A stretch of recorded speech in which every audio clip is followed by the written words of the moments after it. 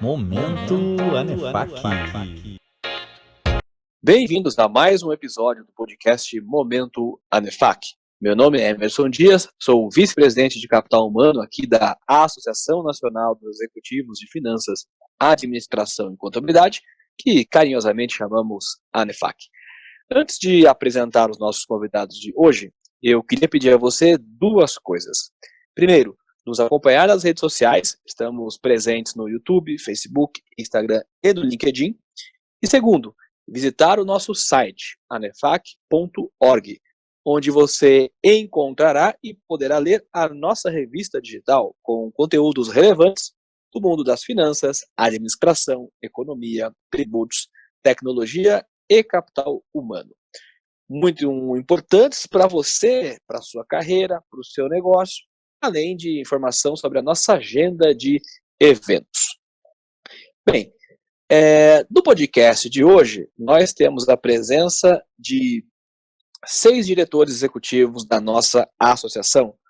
Jorge Augustovski, que vai nos falar sobre economia de guerra, o que será isso?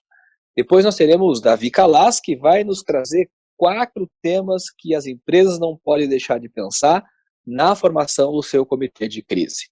Ulisses Magalhães, na sequência, nos traz o que a CVM está recomendando neste momento em termos de prazo e qualidade de informações. Na sequência, nós teremos o Apolinário, que vai nos falar sobre as questões de tributos, e inclusive a chamada para o judiciário se alinhar com o executivo e o legislativo e ser parte definitiva da solução do problema que estamos enfrentando. Depois teremos a Lília, que vai nos trazer a temática de tecnologia, o que as empresas podem fazer e qual é a infraestrutura que teremos para encarar esse desafio. E por último, Marcos Beslisi vai nos falar sobre suas recomendações para as empresas durante esta crise. Para começar então, chamo aqui o nosso primeiro convidado, Jorge Augustovski. É com você, Jorge. O que eu posso dizer é o seguinte: nós estamos vivendo um momento único no sentido econômico, claro, a não ser que alguém aqui tenha mais do que 100 anos, que é a gripe espanhola, né? Mas mesmo era outra época, os nossos recursos hoje são diferentes, são melhores. Mas é bom enfatizar que muitas vezes você tem eventos que afetam pontualmente certas regiões, países, mas este é um efeito mundial, quase que simultâneo. Então não vai ter plano Marshall de um país para outro aqui, ou seja, a solução, a recuperação quando vier, né, e isso depende dos cientistas, não dos economistas, apesar de que é possível que nós tenhamos que conviver com o vírus, e aí vai se encontrar uma outra forma, né, de trabalhar, de operar, mas é um momento muito especial. Então nós estamos numa economia de guerra. Por que eu digo isso? Porque a economia de guerra, se a gente falar de índices, de bolsa agora, de dólar, tudo isso virou termômetro. Quer dizer, a gente projeção do PIB, é um momento pontual.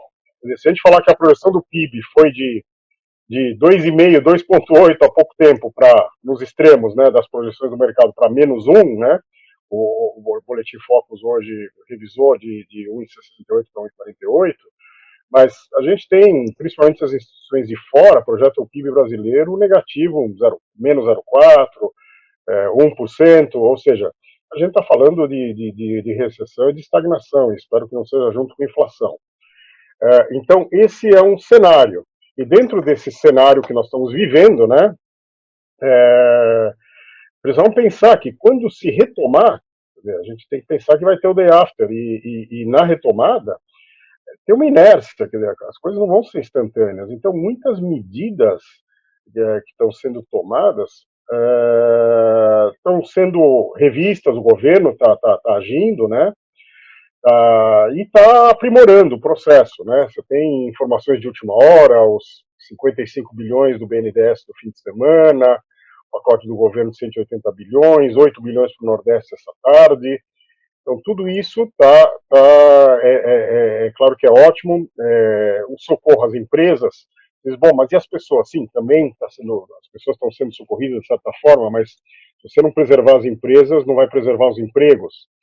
E então, não importa a velocidade, isso está sendo ajustado, o governo está colocando tudo isso.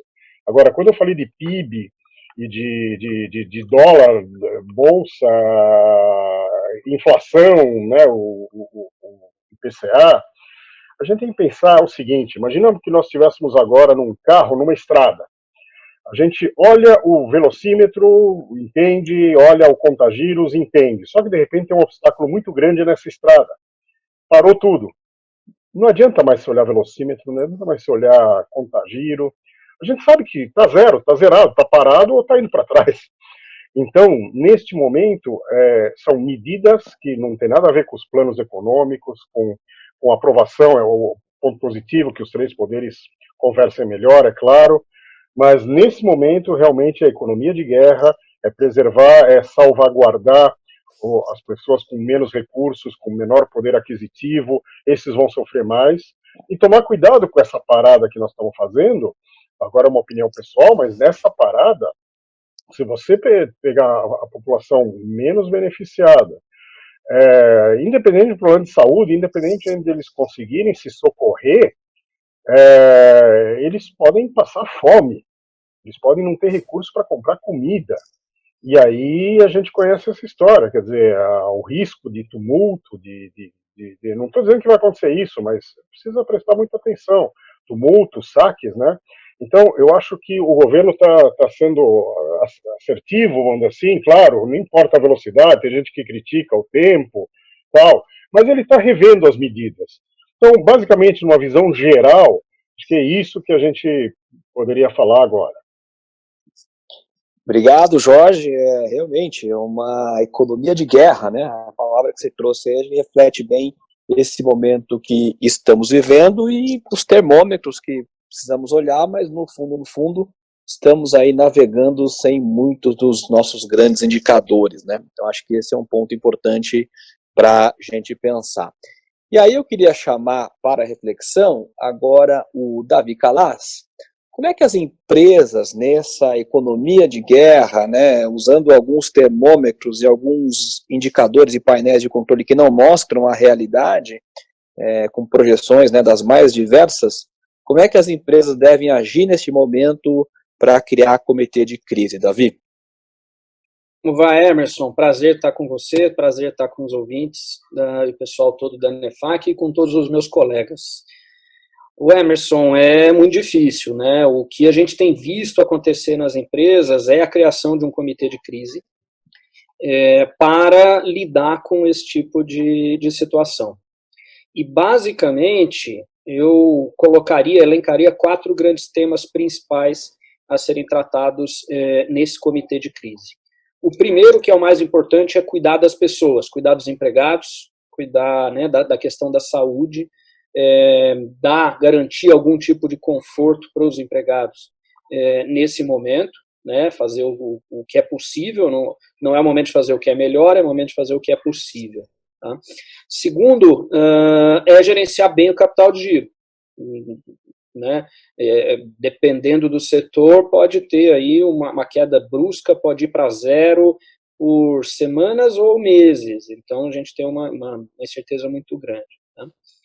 Terceiro tema importante é a questão de construção da marca, construção da reputação. E aqui eu acho que vale a pena até, em algum momento, a gente ter um podcast específico para isso.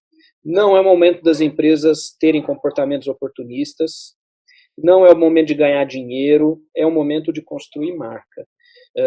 E como que você faz isso, né? Por meio de ações que são ações absolutamente genuínas. A gente está vendo uma série de exemplos de muitas empresas fazendo ações muito bacanas, muito interessantes, e essas estão no caminho certo. As que quiserem aproveitar o momento para ganhar dinheiro, no médio e longo prazo vão se dar mal. E o último tema que eu acho muito importante é a questão da cadeia de suprimentos. Acho que o Basile vai falar um pouco disso, falar um pouquinho dos funcionários, né? Mas é conseguir construir maneiras de não interromper ou de minimizar impactos na cadeia de suprimentos. Legal, Davi, muito bom. 4 temas aí, realmente acho que cada um deles daria um podcast específico. E Pois esse é. tema do comportamento oportunista, certamente nós exploraremos num próximo podcast. Muito obrigado pela sua contribuição.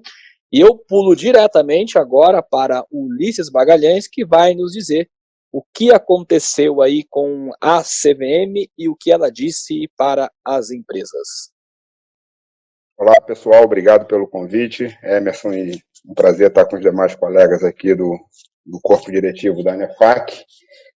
Em relação às demonstrações financeiras, embora a maioria das companhias encontre-se atualmente fazendo o encerramento do ano fiscal de 31 de dezembro de 2019, elas se depararam com esse evento subsequente, né, da situação crítica causada pelo coronavírus, tanto no ambiente de saúde, com seus reflexos nos negócios, os quais já vêm sendo sentidos, e por esse motivo as companhias são requeridas a manter uma comunicação transparente com o mercado, e isso de alguma forma veio a ser regulado pela própria CVM, conforme você comentou. Então a CVM emitiu um ofício circular específico endereçado às companhias abertas, orientando e requerendo delas que para as suas divulgações de 2019 incluam uma nota explicativa de eventos subsequentes, tecendo aí, obviamente de forma preliminar, os possíveis impactos que a situação do coronavírus pode vir a causar nos negócios e, obviamente, em relação às demonstrações financeiras futuras. Portanto, a CVM requer que, de alguma forma, as empresas olhem para o futuro e tentem dar uma comunicação transparente ao mercado, colocando pontos como, por exemplo, a questão da continuidade dos negócios, a questão da avaliação de liquidez, que foi comentada por um dos colegas, a capacidade do seu capital de giro e os planos de negócios futuros. Lembrando também, e dando o mesmo grau de relevância, em relação às questões de premissas e julgamentos que foram adotados na elaboração das demonstrações financeiras, porque muitas empresas têm ou lidam com as situações de recuperabilidade dos seus créditos fiscais diferidos, recuperabilidade via teste de impairment dos ágios reconhecidos no passado, e isso é muito baseado e pautado em premissas que trazem a projeção de crescimento dos negócios no ambiente esperado pelas companhias. E hoje o que a gente consegue verificar ou perceber, e foi aqui também comentado pelos colegas, é que existe um grau de incerteza bastante significativo quanto ao futuro das companhias. Então, dar uma visibilidade, fazer uma boa comunicação com o mercado, torna-se relevante nesse ambiente. Um outro ponto que eu queria também destacar, ainda sob a avaliação da CVM, é que, em relação às companhias abertas, o prazo de arquivamento das demonstrações financeiras de 2019 encerra-se agora, em 31 de março de 2020. Então, estamos a poucos dias e, nesse contexto, alguns entes do mercado de capitais, APMEC, BGC, IBRE, Ambrima, fizeram um pleito à CVM, ainda sob análise, solicitando a postergação do prazo de arquivamento em função da situação crítica vivida e também pela necessidade ou pelo fato de muitas empresas estarem com as suas estruturas profissionais não trabalhando diretamente na companhia, muitas delas adotando home office, que requer um maior planejamento, um maior investimento de tempo e a manutenção desses prazos, nesse momento, parece um pouco difícil de se administrar e, nesse contexto, esses entes do mercado pleitearam essa postergação, sendo que no mercado norte-americano, a SEC já adotou uma postergação semelhante de 45 dias para arquivamento das próximas demonstrações, observado, obviamente, alguns requerimentos e pré-condições por eles estabelecidas. Acho que esses são os pontos assim, que eu destacaria e que, de alguma forma, deveriam ser observados, ao meu ver, pelas companhias que encontram-se encerrando suas demonstrações. Bacana, Ulisses, obrigado pela contribuição e também aí os temas que você traz, até pela complexidade que eles requerem para as companhias. Vale a pena a gente explorar isso também num podcast específico, já deixo aqui adiantado para você que está nos ouvindo, A gente vai explorar esses assuntos todos, porque todos eles valem muito a pena e são muito importantes para todas as companhias. Obrigado, Ulisses, e agora nós vamos falar com o Apolinário, que vai nos trazer algumas questões aí do aspecto jurídico e tributário que também afetarão as companhias e que são novidades. Diga lá, Apolinário. Tudo bem, Emerson? Primeiramente, é um grande prazer estar aqui, junto com os demais colegas da ANEFAC, para poder contribuir e discutir também a busca de soluções aí diante dessa crise sem precedentes, como o nosso colega Jorge já comentou. De fato, as questões tributárias nesse momento elas são extremamente relevantes, tanto do ponto de vista de onde saem as principais verbas do governo para poder tomar as ações e medidas necessárias, como também é onde ocorre o estrangulamento de caixa por parte das empresas. Então, de uma certa forma, a questão tributária e fiscal, numa visão geral, ela está no meio e pode ser crucial, dependendo das medidas tomadas aí para o enfrentamento dessa crise. Pois bem, até aqui, nesses primeiros dias de ação do governo, e eu falo governo em todas as esferas, as ações ainda foram extremamente tímidas em relação àquilo que, de fato, é necessário para combater a crise nessa dimensão que ela está. Ou seja, é preciso usar a questão fiscal e tributária como forma de dar uma mínima sobrevivência para as empresas. E isso, de certa forma, ainda está muito tímido diante daquilo que o governo vem propondo. Outros países, e boa parte deles, já foram um pouco mais arrojados, já, diferentemente do Brasil, já adotaram medidas muito mais agressivas, inclusive na linha de diminuição de carga tributária, principalmente de VAT ou tributação sobre o consumo, coisa que no Brasil ainda está muito, muito tímida. Ou seja, até o exato momento, os únicos tributos que foram efetivamente reduzidos, na prática, foi o IPI, sobre alguns itens que de fato são afetados diretamente, como máscaras, álcool, enfim, pouquíssimos itens de utilidade de EPIs tiveram a sua alíquota de IPI reduzida. Isso é muito pouco ainda. Ou mesmo imposto de importação sobre itens relevantes que são usados para atacar diretamente aí, as ações que estão sendo feitas. Isso é muito pouco. A linha que o governo vem adotando é uma linha muito mais focada no fluxo de caixa e de diferir alguns pagamentos de tributos do que efetivamente dar uma redução de carga tributária efetiva. Essa vem sendo a linha que o governo vem adotando. Mas só que sabemos que, diante dessa crise sem precedentes, essa linha tradicional de meramente diferir ou postergar pagamento de tributo não será suficiente, diante de um cenário em que as empresas não terão faturamento. Muitas já estão com faturamento zero. Então, o simples fato de diferir algo, você não consegue diferir custos. Você, simplesmente diferindo, eventualmente, parte de tributos que já são devidos e pagamentos lá na frente, isso não resolve o problema. Pois bem, algumas coisas eu vou só passar rapidamente, algumas ações efetivas que, de fato, vêm contribuindo, ainda que sejam tímidas, mas eu vou compartilhar rapidamente com vocês. A primeira, que foi determinante, foi a rapidez pelo qual o Congresso, pelo qual todos colocaram em prática o estado de calamidade pública. Essa medida de calamidade pública já faz por si uma ótima possibilidade, traz em si uma ótima possibilidade de que os gastos e a alocação dos recursos fiscais possam ser livres e possam ser direcionados para, enfim, em prol das soluções diante da Covid-19. Essa flexibilidade ela foi extremamente importante. Do ponto de vista do Simples Nacional, foi feita uma medida, principalmente aí quem saiu na frente foi o governo federal, ou seja, a parcela do Simples, que é arrecadada dentro de um conjunto de tributos, que é uma parcela única, que vai uma parte para o governo federal, para estados e municípios. O governo federal já abriu mão da parte dele, porém, os estados e os municípios ainda não abriram mão da parte. Isso não é nem abrir mão do pagamento, abrir mão de postergar o prazo para que as empresas possam, dentro de 6 meses, pagarem aquilo que seria devido. Ou seja, nem mesmo a postergação, os estados e os municípios ainda se manifestaram.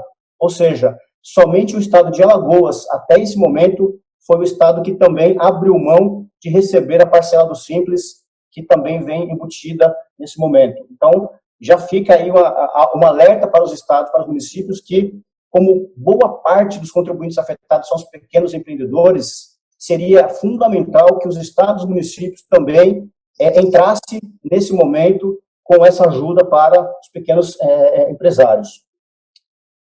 O que mais? Temos ainda, já falei rapidamente do IPI, que ainda é muito pouco que foi feito, ele alcança aí alguns poucos produtos, reduzindo a alíquota zero esses produtos, e o imposto de importação também sobre esses produtos ainda é muito pouco. Do ponto de vista do judiciário, o CNJ, ele acaba adotando algumas medidas importantes, ele já suspendeu prazos processuais, aí pelo menos até 30 de abril, que isso já é uma folga, no sentido de que as empresas não terão a preocupação de promover as defesas judiciais, os atos, praticarem os atos e correrem risco de serem penalizados por algum adesídio, por algum atraso aí, envolvendo atendimento de ações e prazos. Então, e aí não só na parte tributária, mas aqui isso alcança todos os processos judiciais em andamento, então os prazos processuais estão suspensos, então isso acaba sendo algo interessante.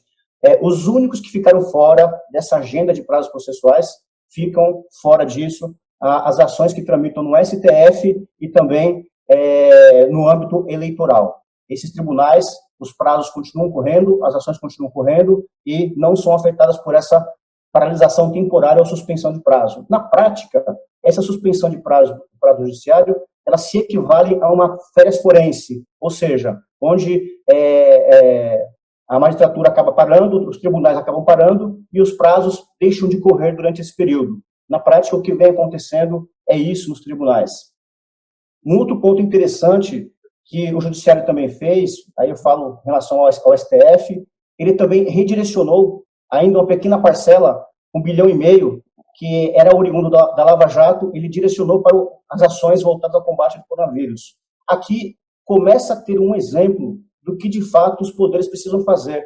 A luta, nesse momento, ela não é só do Legislativo, ela não é só do Executivo. O Judiciário também precisa entrar nessa agenda para que, de fato, todos possamos contribuir diante dessa solução.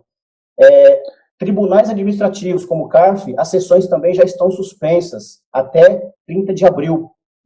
E, no caso de São Paulo, especificamente, os processos administrativos no âmbito do TIT, as sessões estão suspensas, mas aqui, no caso do TIT especificamente, diferentemente do CARF, os prazos processuais continuam mantidos, ou seja, todas as ações tramitando ainda no âmbito administrativo no TIT, os prazos continuam correndo, ou seja, os advogados precisam ainda apresentar suas defesas, apresentar seus recursos, assim como os seus patronos. Isso aqui é um ponto que provavelmente o TIT ainda deverá se manifestar, mas, por enquanto, os prazos continuam correndo. A única coisa que estão suspensos até o momento são as sessões presenciais que estão suspensas, as sessões presenciais onde ocorrem os julgamentos. Só para fechar aqui rapidamente, em relação aos encargos trabalhistas, o que existe substancialmente é a questão de FGTS, o pagamento também postergado por 90 dias. Aqui entra na mesma linha daquilo que eu havia comentado, a linha de postergação de pagamento e não de redução de carga tributária. Legal. Tá bom, Ed, também eu acho que vale a pena a gente explorar esses aspectos todos aí, porque são várias instâncias aí dentro do judiciário, né, e como você falou, ele também é parte importante, tem papel importante, não só o executivo e o legislativo, mas também o judiciário precisa ser parte dessa solução, né, que todos precisamos.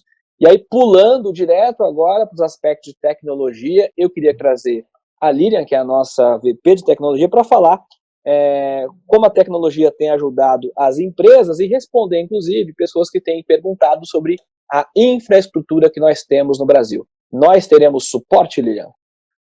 Perfeito, Emerson. Pessoal, primeiro, boa tarde. Obrigada aqui pela agenda de vocês e a oportunidade da gente conversar um pouco sobre esse tema, que é a tecnologia, que ela vem permeando em todos os aspectos, né, e neste momento em que a gente está vivendo, ela é super importante. E acho que é bom a gente entender primeiro como é que as empresas, como é que a tecnologia vem ajudando as empresas, né? Em que aspectos, em que momento? Porque hoje é uma alternativa que a gente tem para se manter funcionando, para as empresas se manterem funcionando, aquelas que conseguem se encaixar nesse contexto. E um dos recursos que está sendo muito utilizado também é a inteligência artificial, porque ela pode utilizar no processo de atendimento, por exemplo. Uma empresa que ela tem um funcionário hoje fazendo um atendimento, ela pode, de repente, adaptar esse atendimento para a inteligência artificial, ou seja, ela garante que o seu funcionário que não possa estar trabalhando de forma remota, consiga que aquele atendimento aconteça através da inteligência artificial. Um outro modelo é se pensar em como você pode fazer um modelo de venda diferente. Você pode utilizar, por exemplo, um modelo de e-commerce. E criar um modelo de e-commerce necessita, sim, de infraestrutura, necessita, sim, de tecnologia. E, de uma certa forma, também acaba envolvendo, em alguns momentos, pessoas, né? Outro aspecto importante também é o que a gente está fazendo agora. A gente está conversando através de mídias, utilizando mídia de videoconferência, utilizando recursos que a tecnologia provê para a gente. Então, ou seja, as pessoas conseguem fazer reuniões, conseguem se comunicar através de áudio, videoconferência, telefonia. Então, olhando esse aspecto, assim, tem tecnologia para ajudar. A gente tem que pensar como é que a gente consegue adaptar e em que momento a tecnologia vai ser útil para as empresas, né? Para cada modelo de negócio, para cada tipo de empresa. E uma outra coisa importante, aí pensando mesmo no tema do coronavírus, é com relação à geolocalização. Hoje, por exemplo, Singapura e a Coreia já utilizam a geolocalização para auxiliar no processo de identificação de pessoas que são infectadas. Aí você fala, poxa, isso sim realmente vai fazer uma diferença neste momento, né? De eu conseguir localizar quem são os infectados, quais são as áreas potenciais, quem são as pessoas que estão ou que tiveram contato com essas pessoas que são infectadas, e aí conseguir fazer um processo de isolamento. Se a gente tivesse, por exemplo, um tipo de recurso como esse hoje já funcionando, sem dúvida a gente já ia ajudar no processo de isolamento. E isso está funcionando em Singapura e na Coreia, por exemplo. E não deixa de ser um recurso de tecnologia. Ou seja, além de ajudar as empresas, ajude também no aspecto do que está impactando hoje o corona, a nossa sociedade, né? E aí, com relação a um colapso, se vamos entrar ou não, ainda não dá para saber. Mas posso dizer que tem ações sendo tomadas. Por exemplo, eu vi uma publicação do Vitor Menezes, secretário do MCTIC, dizendo que o ministro do Estado da Ciência, Tecnologia, Inovação e Comunicação assinou uma portaria, número 1153/2020, que cria a Rede Conectada MCTIC, que visa realizar de forma sinérgica a supervisão e monitoramento das atividades do setor de comunicação, enquanto perdurar a situação de crise provida pela pandemia do Covid-19. E os principais objetivos são preservar a integridade das redes das operadoras dos serviços de telecomunicação e de radiodifusão, prover a continuidade dos serviços com níveis de qualidade adequados, permitir o acesso dos usuários aos serviços de telecomunicação e de radiodifusão, proporcionar aos usuários o acesso às informações sobre Covid-19 por diferentes mídias e também viabilizar as demais diretivas do Ministério da Ciência e Tecnologia, Inovação e Comunicação, do MCTIC, no enfrentamento do Covid-19.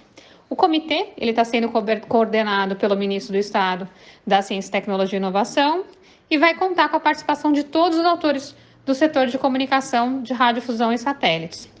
Mas, Emerson, o que eu posso te dizer é que cada dia é um dia e a gente vai seguir acompanhando. Obrigado, Lilian.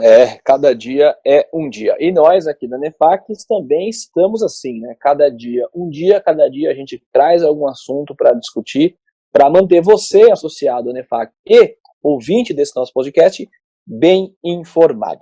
E para encerrar esse bate-papo, eu chamo agora o Basile, que vai nos falar quais são as recomendações que ele vê para as empresas, no que se refere à questão de compromissos assumidos com os seus fornecedores e, por exemplo, pagamento de folha de salários, vai ter corte, não vai ter corte, demissões. Como é que você está vendo esse cenário, Marcos? Olá, Emerson. Olá a todos. Bom, Emerson, eu tenho conversado bastante com executivos aí do mundo todo e todo mundo tem a mesma visão assim, sobre isso. Todo mundo está falando o seguinte, olha, cada setor está sendo impactado de uma forma diferente, tem que fazer uma análise aí de cada setor, mas uma coisa fundamental, assim, manter os compromissos assumidos com os fornecedores, principalmente aquele pequeno e médio. Por quê? Porque eles fazem parte toda de uma cadeia. Se a gente tiver que se financiar, a gente se financia com instituição financeira. Então, alonga os períodos ali de pagamento para instituições financeiras, provém recursos deles, então esse é o objetivo. Então, assim, a grande recomendação para os fornecedores é não esqueçam aí dos pequenos e médios. Essas empresas aí dependem das nossas empresas maiores e tudo mais, então não tem como prorrogar. Não, eu tenho uma oportunidade aqui, então eu vou falar depois, eu pago o meu fornecedor. Não, esse não é o objetivo. Uma outra coisa também que está acontecendo bastante nas empresas é que elas estão reduzindo o seu consumo. Então eles falam o seguinte: poxa, se vai cair faturamento, vou reduzir aí minhas compras, vou reduzir minhas despesas, vou reduzir tudo. Ok, reduzir faz sentido, mas vamos administrar isso, vamos administrar o caixa de uma forma mais sensível ali, vamos olhar, perceber aí, poxa, não vou estancar minhas compras agora, não vou entrar no momento de desespero agora, não é esse o objetivo. Os negócios vão continuar funcionando, então tem que se continuar fazendo as compras, tem que se continuar suprindo, mas é um momento agora de se pensar de uma forma mais administrativa, mais inteligente. Então, poxa, deixa eu pensar em umas campanhas mais inteligentes aí, para que eu consiga vender aqueles meus produtos que estão parados do estoque há muito tempo, deixa eu utilizar as minhas redes sociais ali para conseguir atingir melhores vendas, deixa eu pensar que minhas despesas são realmente necessárias. Então, realmente, o que eu vou fazer com isso? Do ponto de vista trabalhista, aí, com relação à folha de pagamento, a gente tem que evitar ao máximo demissões. Não é o momento de demitir ainda. Não é o momento de deixar de pagar aquele terceiro.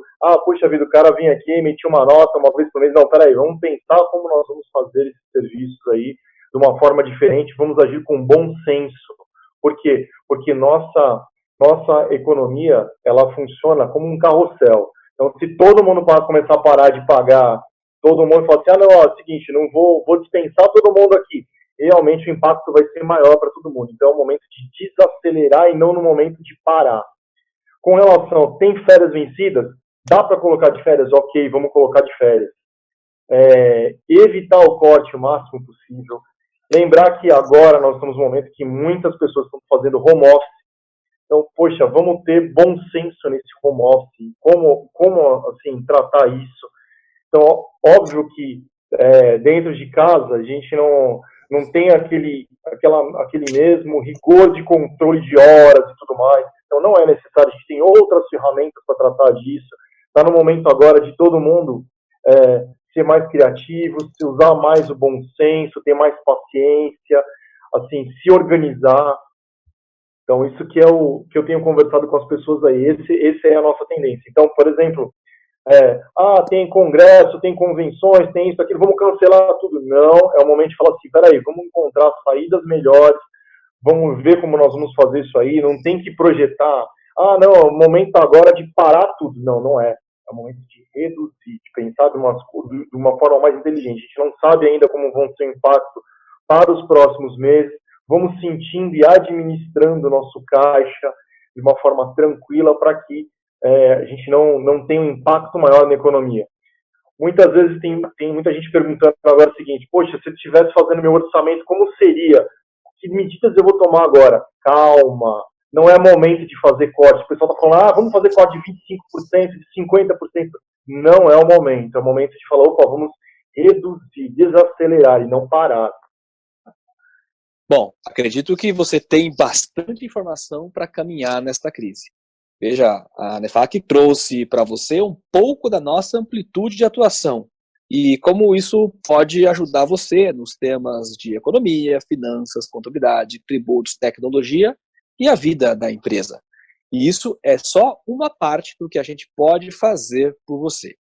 Além deste podcast, a ANEFAC disponibiliza para você textos e vídeos sempre com informações relevantes. Por isso, acompanhe a ANEFAC nas redes sociais. Nós estamos presentes no LinkedIn, no YouTube, Facebook e Instagram. Bom, Eu sou o Emerson Dias, vice-presidente de Capital Humano, e este foi mais um episódio do nosso podcast Momento ANEFAC. Não se esqueça, compartilhe esse podcast com seus familiares, amigos e colegas de trabalho e até a próxima.